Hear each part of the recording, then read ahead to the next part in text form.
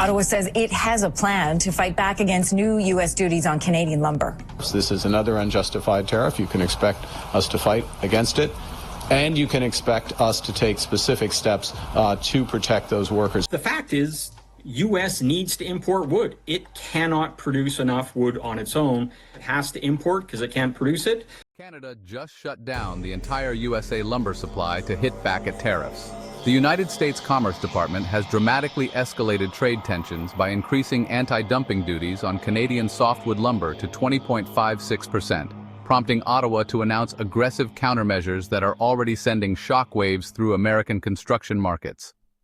This latest tariff hike represents a significant jump from previous levels and has triggered what industry experts are calling the most severe lumber supply disruption in decades. Canada supplies approximately 28 million cubic meters of lumber annually to the United States, representing nearly one-third of total American demand. This massive volume equals roughly 16 Empire State Buildings worth of lumber every single month, flowing across the border. Ontario alone contributes a substantial portion of this supply, making it a critical lifeline for American construction projects from coast to coast. The economic impact has been immediate and devastating. Lumber futures shot up to $650 per 1,000 board feet in March 2025, with market analysts warning that prices could skyrocket to $765 if supply restrictions continue. These price spikes translate directly into crushing costs for American home builders and consumers who are already struggling with affordability challenges in the housing market.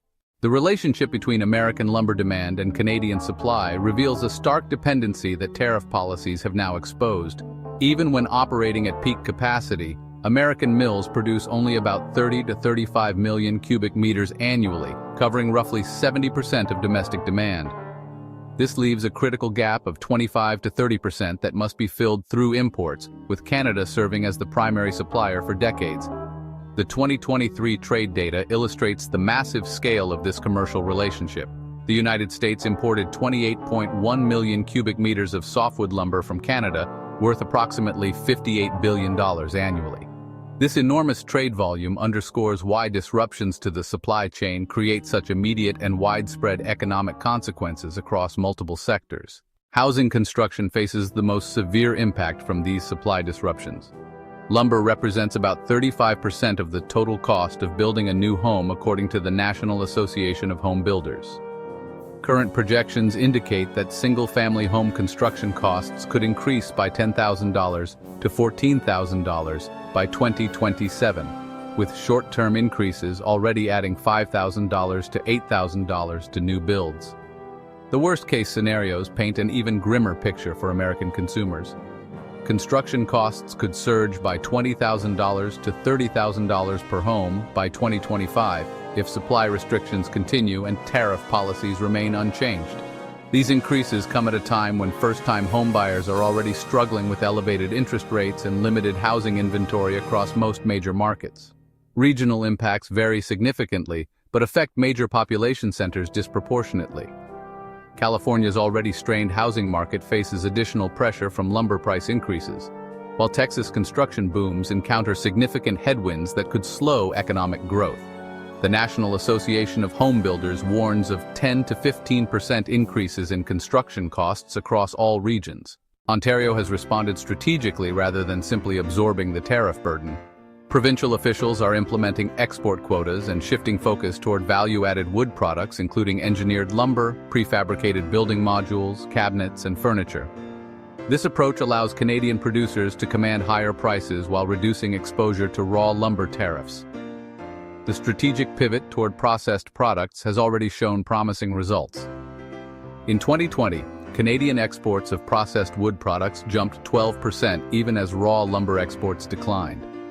This transformation allows Canadian companies to capture more value per shipment while becoming less vulnerable to trade disputes targeting commodity lumber products. Market share data reveals the broader implications of these trade tensions.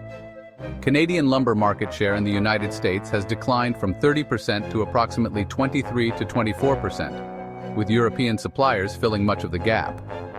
However, alternative suppliers cannot match Canadian volume or proximity advantages that have developed over decades of cross-border commerce. Germany provides about 2 million cubic meters annually, while Sweden contributes roughly 1 million cubic meters, with Chile adding additional volume. Combined, these alternative sources fall far short of replacing Canadian supply, and shipping costs from distant markets add significant expense and delivery delays that further complicate American construction planning. The escalation pattern in tariff rates demonstrates the increasing severity of trade tensions. Duties began 2024 at 14.54%, climbed to 20.56% by early 2025, and have now reached 35%. This dramatic increase represents what industry analysts describe as moving from trade adjustment to trade warfare that threatens established commercial relationships. Cross-border economic impacts extend beyond lumber into retail and tourism sectors. Traffic at Rainbow Bridge has declined 33%, while Peace Bridge crossings dropped 12%, indicating broad-based reduction in commercial and consumer activity. Erie County, New York alone lost $4.9 million in tax revenue during a single month, demonstrating how trade disputes create cascading economic damage. The tariff policies now extend beyond lumber to include steel, aluminum, and copper, all facing 50% duties that dramatically increase construction input costs. These comprehensive tariff increases create compounding effects that threaten to strangle American construction projects through multiple supply chain pressure points simultaneously. Canadian forest industry officials emphasize their commitment to supporting domestic workers while developing alternative markets in Asia-Pacific and European regions. This diversification strategy reduces dependence on American markets while building resilience against future trade disruptions that could affect bilateral commercial relationships. The current crisis exposes fundamental vulnerabilities in American resource independence claims that emerge periodically in political discourse. Without Canadian lumber supplies, domestic production capacity proves inadequate to meet construction demand, creating immediate shortages that ripple through housing, commercial development, and infrastructure projects nationwide.